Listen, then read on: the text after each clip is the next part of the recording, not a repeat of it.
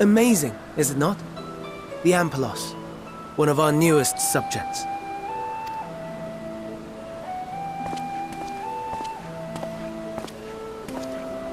So, how are we coming along?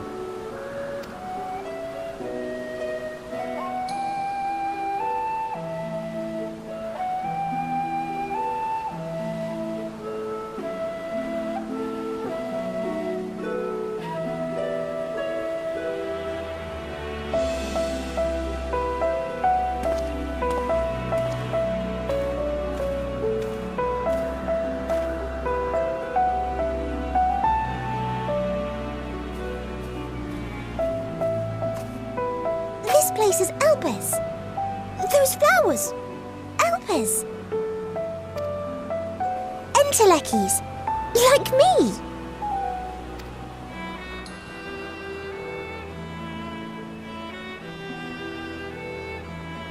They are a product of Elpis, and so named for their birthplace. A happy accident, born of the hands of a former researcher who loved beautiful blossoms. Unique for how they change color, to reflect the emotional state of those nearby. Though be it here or elsewhere, they are seldom seen in any hue save purest white. Reflect the emotional state, you say? By what means do they achieve this? In creation, there exists an energy wholly apart from ether, one driven by emotions. In like manner to how we manipulate ether, this flower is subject to the influence of said energy.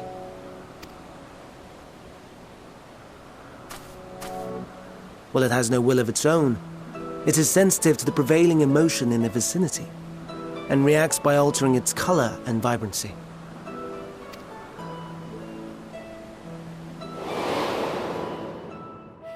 Akasha? It is one of the unseen energies defined by Harnish alchemical theory. Though a gross oversimplification, some describe it as an essence influenced by feeling.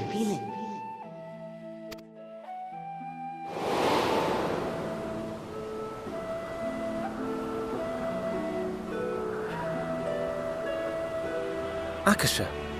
Though I'm not familiar with the term, your description suggests it is the self-same energy. Dynamis, we call it.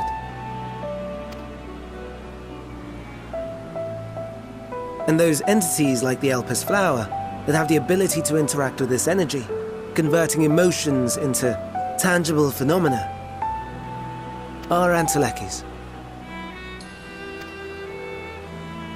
That's me! That's me! An Enteleki! That you are, my dear. And no ordinary one at that, but the first possessed of free will.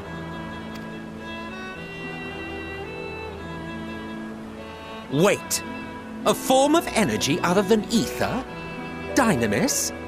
I've never heard of such a thing. Hardly surprising. Dynamis cannot be seen, much less felt. And though its existence has long been theorized, we had no proof until the flower's serendipitous creation.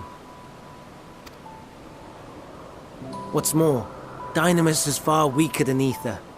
Under normal circumstances, its effects are drowned out by the latter, on account of which, beings comprised of and reliant upon the ether, like you and I, are unable to make practical use of Dynamis. 'Tis a truly esoteric thing, known to but a select few scholars. Intriguing. Then, given the limitations you described, why create Meteon?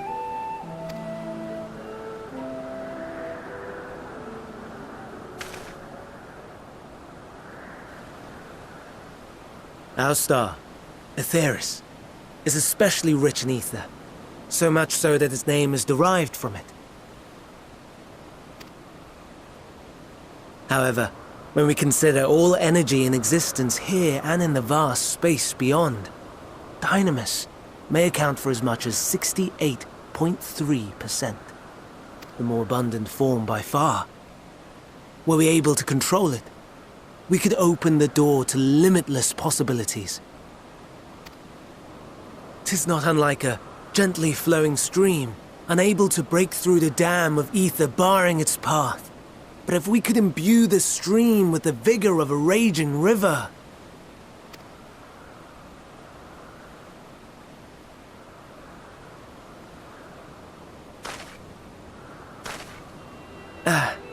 Not that I have such grand ambitions.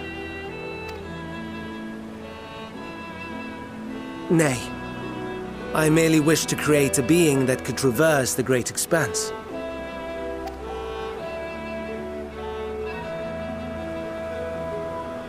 The relative scarcity of ether beyond the bounds of this star was a concern. And so, I looked to another source of energy by necessity.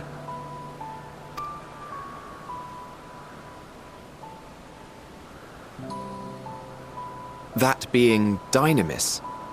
No wonder her ether is so thin. Precisely. Yours is thin too. Like an entelechy. Like me. So... are we the same? Entelecchies.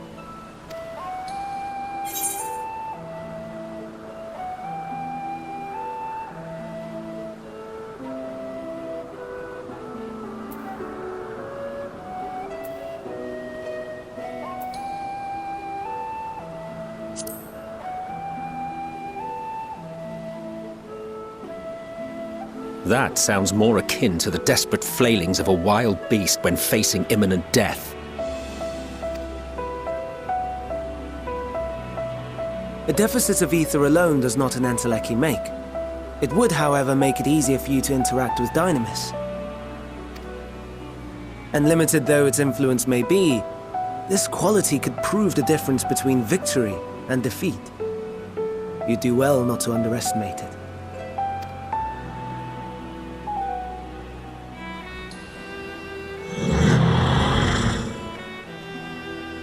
Oh dear, I'd forgotten about the poor fellow. You must excuse me a moment while I go and verify a few more things.